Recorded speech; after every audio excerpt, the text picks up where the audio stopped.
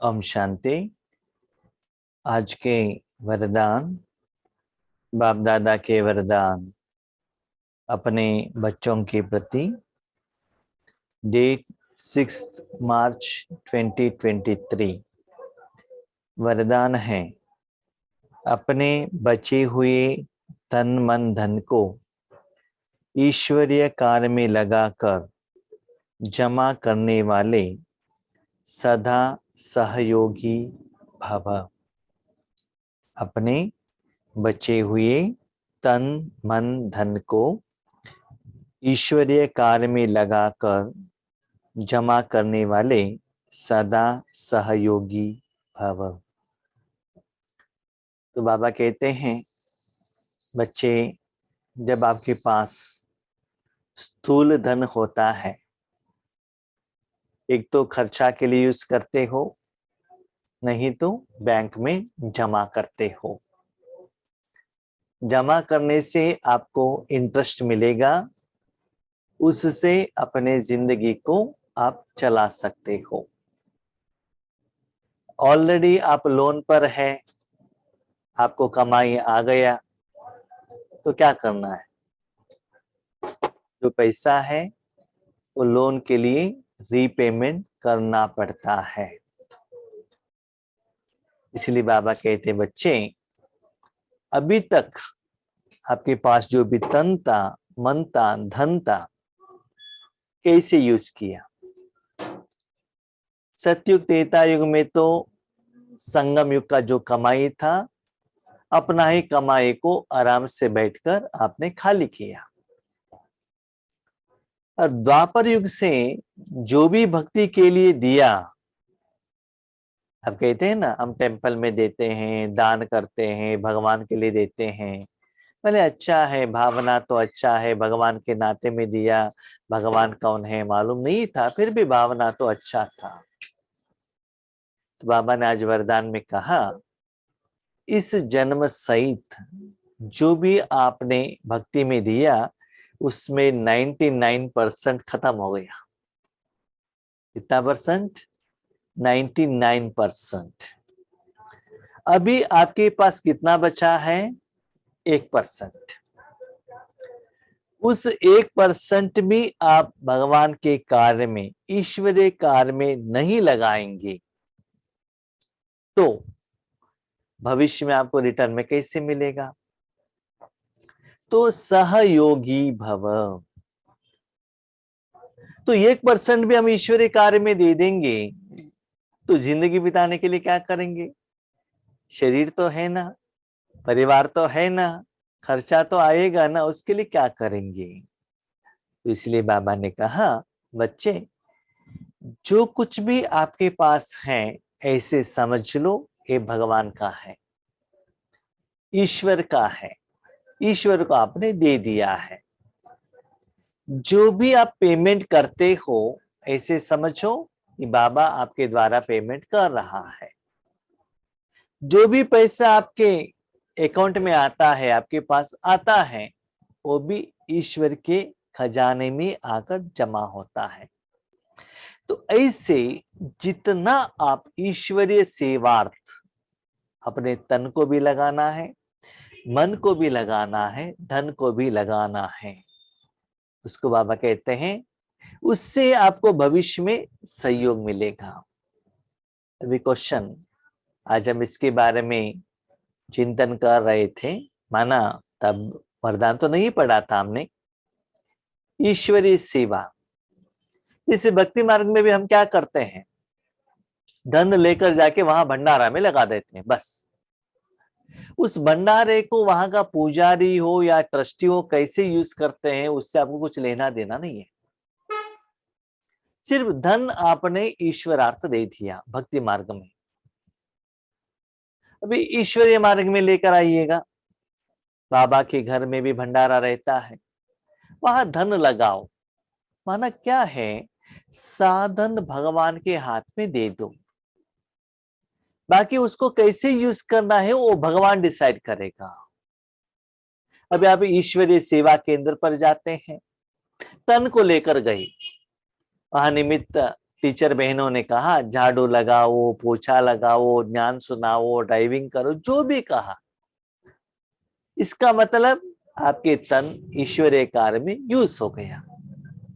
पहले ही प्लान करके मत जाना मुझे सेवा केंद्र पर मुझे क्लास ही करना है, यही सेवा करना है, बी डिटरमाइंड, रेडी होकर नहीं जाना, सिर्फ तन जाना है। याद रखिएगा, ऐसे निर्माण स्थिति में आप जितना समय ईश्वरीय सेवा करते हैं उतना आपका मन लाइट रहता है। भले आप घर में भोजन बनाते हो, भगवान के लिए बनाते हो, ऐसे भावना से बनाओ। तो तन को आपने क्या किया, ईश्वरार्थ यूज किया। अभी मन, कभी कभी क्या होता है ना, सेवा केंद्र पर है, भट्टी में है, माउंट आबू में है, धन भी भंडारा में लगाया, एग्रीड। तन भी सेवा केंद्र पर है, एग्रीड। लेकिन मन बाबा में नहीं रहता है। क्यों? मन से क्या होता है ना, निमित्त आत्माओं के साथ झगड़ा करना, मुझे रिस्पेक्ट नहीं दिया, मेरे बात को ये वैल्यू नहीं देते हैं। ये तो मन से क्या करते हैं ना, घर में जो पति के साथ झगड़ा हुआ है ना, वही बातें करते रहते हैं। ये तो मन से क्या करते हैं, बाबा ने ये नहीं दिया, वो नहीं दिया, ये दे दो, वो दे दो, ऐसे हुआ, वैसे हुआ। तो मन को ईश्वरीय सेवार्थ अर्पण नहीं करते हैं। इसके कारण भले तन बाबा के घर में है, धन लगाया है, लेकिन कर्मों का जो फल है वो नहीं मिलता है। नाम मान शान के लिए अपने तन मन को ईश्वरीय अर्थ लगाया, वो फल नहीं मिला, तो आपको बाहर आते खुशी नहीं होगा, टेंशन होगा। निमित्त बहनों ने मेरा नाम लिया ही नहीं, मेरा कुछ कहा ही नहीं, मुझे बहनों ने टोली दिया ही नहीं, मुझे सम्मान किया ही नहीं। इसका मतलब आपको कुछ इंटेंशन से सेवा की है ना। इसीलिए बाबा कहते बच्चे समय कम है, अब जो भी आपके पास है 1%, एक शरीर में भी वो समय चला गया, आगे आपके पास समय है तो भी आपको बीमारी नहीं आता है, ठीक रहते, क्या गारंटी है? सब कुछ ठीक ठाक रहता है, कुछ गारंटी नहीं है। इसीलिए बच्चे 1 सेकंड अभी जो वर्तमान में आपको मिला है वही सच्चाई है, वही सत्य है। इसलिए जितना होता है उतना अपने तन मन धन को ईश्वरार्थ देकर ईश्वरीय कार्य में सहयोगी बनो। हम लोग क्या करते हैं मालूम है बाबा, क्या है, हम 5,000 रुपए भंडारा में लगाएंगे, मेरे बेटे को इस कॉलेज में एडमिशन दिलाओ ना, ये भी तो अच्छा है, इससे भी बहुत होशियार है बच्चे।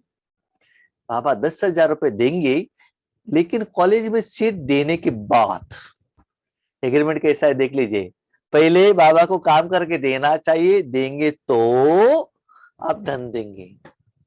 तो एक ऐसे सौदा हुआ।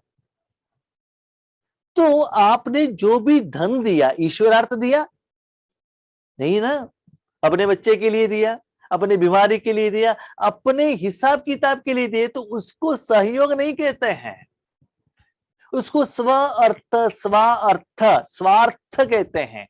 अपनी समस्या के समाधान के लिए आपने दिया है, ईश्वर के लिए नहीं दिया। ईश्वरीय सेवार्थ माना क्या है, राइट हैंड में जो देते हो लेफ्ट हैंड को पता नहीं चलना चाहिए।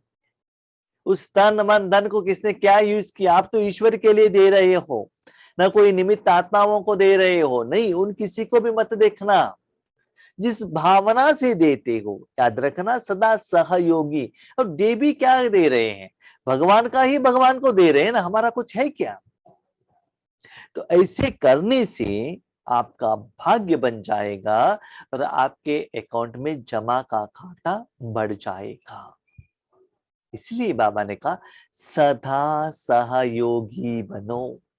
सदा माना जब ये स्थिति आपका आता है तब लौकिक और अलौकिक में डिफरेंस नहीं आता है। तो सदा ईश्वरीय कार्य के लिए आप दे रहे हैं तो उससे ईश्वरीय सेवा होता रहेगा। तो वही बाबा ने लास्ट मुरली में कहा, बच्चे आप ज्ञान नहीं सुना सकते हो, कुछ सेवा नहीं कर सकते हो, लेकिन दुआ तो दे सकते हो, दुआ तो ले सकते हो। तो ऐसे दृढ़ संकल्प करो कि बचा हुआ समय संकल्प तन मन धन ईश्वर को देना है। अभी क्वेश्चन, घर में रहते हुए सब कुछ ईश्वर अर्पण कैसे करें? सिंपल, सब कुछ बाबा को दे दो, बाबा को ब्रकोटे में बिठाओ, बाबा आप करो, आपका तन है, आपका मन है, जो भी करना है करो। तो क्या होता है, भगवान ने उनके कर्म के लिए आपके तन मन धन को यूज किया, तो वही आपके अकाउंट में जमा हो जाएगा। तो चेक कीजिएगा 24 आवर में कितना समय भगवान को दे रहे हैं। जितना आपके पास पैसा आता है, कितना धन भगवान के हाथ में दे रहे हैं। एक दिन में कितना समय भगवान को अपना कार्य करने के लिए अपने तन को दे रहे हैं, खुद आप चेक कीजिएगा। यादगार में जो गोवर्धन पर्वत को उठाने में हर एक की अंगुली दिखाई है, यह आपके सहयोग की निशानी है। जब द्वारका में समस्या आया था, बारिश गिर रहा था, तो सभी लोगों ने मिलकर क्या किया, गोवर्धन पर्वत को उठाए, एक एक ने एक एक उंगली का सहयोग दिया। तो वैसे ही भगवान ने विश्व परिवर्तन का ठेका उठाया है, जिम्मेवारी ली है। तो आप सभी का जो एक एक पैसा है, तो बाबा कहते हैं गरीबों का 1 पैसा और पैसे वालों को 1 करोड़ रुपए इक्वल है। जिनके पास कितना पैसा है, किस भावना से देते हैं, वो इज इंपॉर्टेंट, और किस समय पर देते हैं, किस इंटेंशन से देते हैं, दैट इज वेरी इंपॉर्टेंट। बहुत सारे लोग क्या करते हैं ना, जब सभी लोग रहते हैं सेंटर पर, उनके आगे दे देते हैं कि सभी लोगों को पता चले कि मैं सेवा कर रहा हूं। ठीक है, ऐसा नहीं, किसी का सर्टिफिकेट नहीं चाहिए, सिर्फ बाबा का सर्टिफिकेट चाहिए। जितना गुप्त रहेंगे ना, उतना अनुभव अच्छा रहता है। ठीक है, इसलिए जो बच्चे सहयोग देते हैं, उनको ही बाबा ड्रामा के अनुसार सहयोग देते हैं। चित्र में बाप का साथ भी दिखाते हैं, तो सेवा भी दिखाते हैं। गोवर्धन पर्वत में सिर्फ लोग नहीं थे, कृष्ण को भी दिखाते हैं ना। तो ऐसे ही बाबा क्या कहते हैं, बच्चे आपके साधन द्वारा मैं सेवा लेता हूं। याद रखिएगा, सेवा का वर्ड कब आता है, जो भी साधन आप भगवान को देते हो, वो साधन भगवान यूज करता है, तभी वो सेवा का लिस्ट में आता है।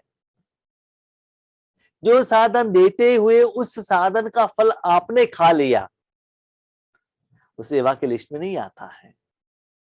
तो उस साधन को अर्पण कर दो।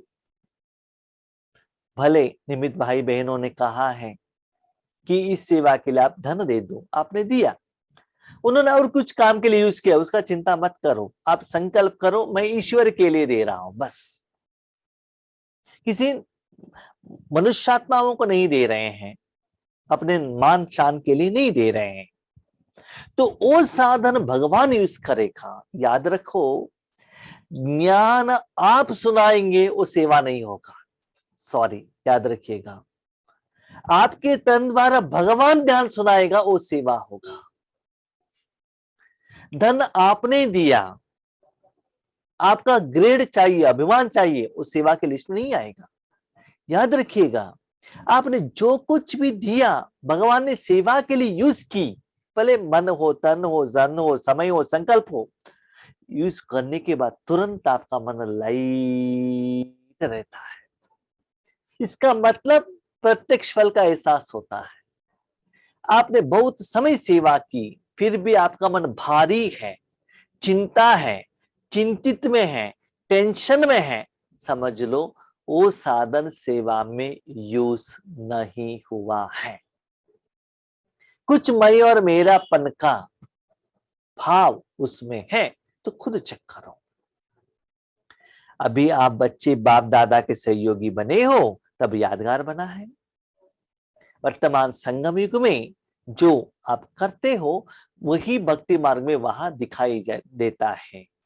तो गोवर्धन पर्वत का एग्जाम्पल बाबा ने दिखाया, और भक्ति मार्ग में दिखाते हैं, एक एक अंगुली को दिखाते हैं। तो एक अंगुली क्यों दिखाया बाबा ने, आगे बताते हैं। भक्ति में तो तन मन धन जो कुछ लगाया, उसमें 99% गंवा दिया। तो अभी भी भक्ति में लगाना चाहते हो क्या? अभी ज्ञान मार्ग में लगाओ, तो 99% गंवा दिया। तो उस समय का जो भक्ति का फल याद रखिएगा, आपको द्वापर कलयुग में ही मिलेगा, नेक्स्ट जन्म में मिलेगा। सतयुग त्रेतायुग में चाहिए तो ज्ञान मार्ग में रखना पड़ता है। भक्ति मार्ग में इस जन्म में जो दिया उसी जन्म में मिलेगा, या मैक्सिमम नेक्स्ट जन्म में 2-3 जन्म में मिल जाएगा। लेकिन स्वर्ग में मिलना चाहिए तो क्या करना चाहिए? और भक्ति मार्ग में भी क्या होता है ना, उन्होंने इतना नारियल फोड़ दिया का, तो ये लोग और भी ज्यादा लगा देते हैं। उन्होंने इतना बड़ा हां लगा दिया तो मुझे और भी बड़ा दिखाना है, तो शो के लिए। और कितना सुंदर बात है, भक्ति मार्ग में देखा है, टेम्पल में एक छोटा सा 200 रुपए का एक क्लॉक, वॉल क्लॉक देते हैं गिफ्ट के रूप में। उसमें इतना बड़ा नाम रहता है, किसने दान दिया, जिन्होंने भी दान दिया उसका नाम लिखा हुआ रहता है। तो नाम मान शान के लिए सेवा की तो 50% वहां ही गंवा दिया। जो बाकी जो 1% बचा है उसे, ये बहुत इंपॉर्टेंट है, अब सच्चे दिल से ईश्वरीय कार्य में लगाओ तो फिर से पद्मा गुण जमा हो जाएगा। पद्मा गुण माना क्या है? एक के आगे एक जीरो लगाएंगे 10, 2 लगाएंगे तो 100, 3 लगाएंगे तो 1000, 4 लगाएंगे तो 10,000, 5 लगाएंगे तो लाख, 6 लगाएंगे तो 10 लाख, 7 लगाएंगे तो करोड़, 8 लगाएंगे तो 10 करोड़। ऐसे अरब करब होने के बाद एक के आगे 15 जीरो लगाएंगे तो उसका वैल्यू है एक पदम। एक के आगे 15 जीरो लगाने से जो वैल्यू आता है एक पदम। बाबा कहते हैं 1 सेकंड में पद्मा पदम गुण, पद्मा पदम गुण माना, अभी आप सुनते हैं 10 लाख करोड़ रुपए, कितना? अभी इंडिया का बजट कितना है? 10 लाख करोड़। तो पद्मा पदम माना कितना वैल्यू होता है? 1 सेकंड में। याद रखिएगा, ये कब होगा? 100% आप अपने मन और तन को भगवान को अर्पण करेंगे, और भगवान उस मन को विश्व कल्याण के लिए यूज करेगा। उस कार्य में आपको बीच में नहीं आना चाहिए, क्योंकि विश्व कल्याण करना चाहिए, बाबा को तन तो चाहिए, शुद्ध मन तो चाहिए, और शरीर के ऊपर धन कपड़ा तो चाहिए। तो ऐसे महान बेहद कार्य के लिए भगवान आपका तन मन धन यूज कर रहा है, उससे पद्मा गुण बनता है। याद रखिएगा, एक जगह पर एक बिल्डिंग बना के दे दिया, एक रूम बना के दे दिया, एक कार दिलाया, पद्मा गुण कहां से आएगा? उतना प्रॉफिट आना चाहिए, उतना एरिया में आपका बिजनेस तो फैलना चाहिए ना, नहीं तो प्रॉफिट कैसे आएगा? एक आदमी को भगवान का शक्ति जाकर पहुंच जाएगा तो 1 रुपए वापस मिलेगा आपको। तो पद्मा गुण मिलना चाहिए, भगवान का शक्ति उतना लोगों तक जाकर पहुंचना चाहिए। आप 1 करोड़ रुपए बिजनेस करना चाहते हो तो उतना सारे स्टेट में आपका बिजनेस फैला हुआ रहना चाहिए, जाकर कस्टमर तक जाकर पहुंचना चाहिए, उसका प्रॉफिट आपको करोड़ रुपए मिल जाएगा। उतना लंबा चौड़ा बहुत समय का बिजनेस आपके पास रहना चाहिए। तो इसी बाबा कहते हैं, बच्चे सच्चे दिल से आप देंगे, भले आपके पास कितना भी तन मन धन हो, भले धन नहीं है, बाबा कहते इंपॉर्टेंट मन है, दिखावे के लिए मत देना, ठीक है? तो ऐसे करने से आपका मन इतना खुश होगा, इतना कमाई होगा, भले आपको करोड़ रुपए का लॉटरी लगा हुआ है तो भी उतना खुशी नहीं होता है। याद रखिएगा, उसके लिए ऐसे समर्पणा भाव का बहुत बहुत बहुत जरूरी है। कुछ डिमांड रखकर, इच्छा रखकर अब बाबा के आके मन रखेंगे तो बाबा यूज नहीं करेगा, उसमें खुशी तो होगी, क्योंकि मैंने जो कहा था बाबा ने करके दे दिया, लेकिन पद्मा पदम गुण का कमाई का एहसास नहीं होगा। इसलिए बाबा कहते बच्चे समय बहुत कम है, इसलिए हाँ याद रखिएगा, मेरे पास धन है, मन धन लगाऊंगा, सिर्फ धन लगाने से नहीं होता है। तन भी चाहिए, मन भी चाहिए। मनसा वाचा कर्मणा, सभी में 100 मार्क्स से सभी में आपको पास होना चाहिए। आपने धन लगाया, सत्युग में धन मिलेगा। मन लगाएगा तो मन मिलेगा। तन लगाएगा तो तन से आपको कोई बीमारी नहीं आएगा, हेल्दी तन मिल जाएगा इस संगम युग में भी। तो सोच लीजिए आपके पास कितना तन मन धन है, कितना समय है, कितना संकल्प है। एक दिन में हम ईश्वरार्थ कितना लगा रहे हैं, अपने परिवार के लिए, अपने बच्चों के लिए, अपने पति के लिए, देश के लिए, कहाँ लगा रहे हैं। चेक कीजिएगा कि सेवा करने के लिए उनमें क्या क्वालिटीज रहना चाहिए। स्लोगन, जो निर्माण बनते हैं उन्हें स्वतः सर्व का मान प्राप्त होता है। तो बाबा ने एक सीक्रेट बात कही, मेरे बच्चे जो सेवा करते हैं उसके पीछे कुछ एक्सपेक्ट करते हैं कि मान मिले, लेकिन जो निर्माण, मान का इच्छा रखकर कोई सेवा मत करना। इच्छा रखकर करेंगे तो आपको मान नहीं मिलेगा, लेकिन जो निर्माण, मान का एक्सपेक्टेशन नहीं रखते हैं, उनको स्वतः मान मिलता ही रहेगा। जिसके पीछे आप भागते हैं ना, वो और भी आपसे दूर होगा। अब चुपचाप रहो, आपके पास आता रहेगा। ठीक है, इसीलिए बाबा कहते हैं निर्माण नहीं, निर्माण। किसी से भी मान एक्सपेक्ट मत करना।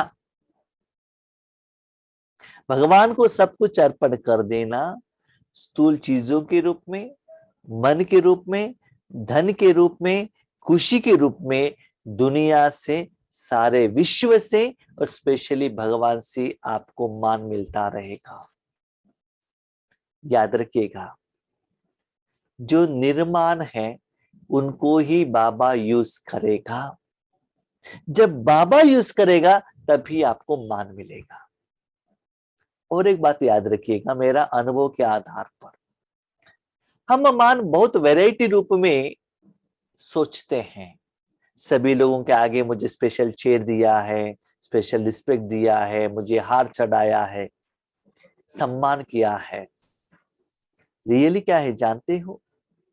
निराकार आत्मा को निराकार मन द्वारा, निराकार मन परमात्मा और आगे वाला निराकार आत्मा दिल से जो मान देता है ना, that is real taste, real भोजन। दिल से आना चाहिए, लेकिन दिल से मान आने के लिए आपको सेवा भी दिल से करना चाहिए। इसीलिए ब्रह्मा बाबा ने कहा भी एक फूल भी नहीं लिया। क्यों? ब्रह्मा बाबा निराकार की तरफ जा रहे थे। लेकिन आज ईश्वरीय विश्वविद्यालय में हम देख रहे हैं स्थूल मान का इच्छा ज्यादा हो रहा है। जहां भी प्रोग्राम में देखो सम्मान सम्मान सम्मान। स्थूल तो दिखाई देता है, फोटो में तो आता है, न्यूज़पेपर में तो आता है, लेकिन दिल उतना खुश नहीं होता है। मेरा अनुभव मैं आपको कह रहा हूं। जो आत्मा एक बार वो दिल का मान का अनुभवी बनता है ना, वो स्थूल मान का एक्सपेक्टेशन नहीं करता है, क्योंकि वो डिफरेंस पता चलता है। मैंने ये भी देखा है, बहुत सारे सेवा केंद्र पर हम जाते हैं, सेवा होने के बाद मुख से कितना गायन करते हैं, गिफ्ट देते हैं, सम्मान करते हैं, लेकिन 2 दिन के बाद भूल जाते हैं। और याद रखिएगा और एक बात, भगवान से आपको जो मान मिलता है ना, दैट इज रियल मान। मनुष्य आत्माओं का मान है ना, समय के अनुसार मिलता है। समय होने के बाद चैप्टर क्लोज। कौन किस आत्मा किस समय आपके साथ संबंध कट होता है पता ही नहीं चलता है।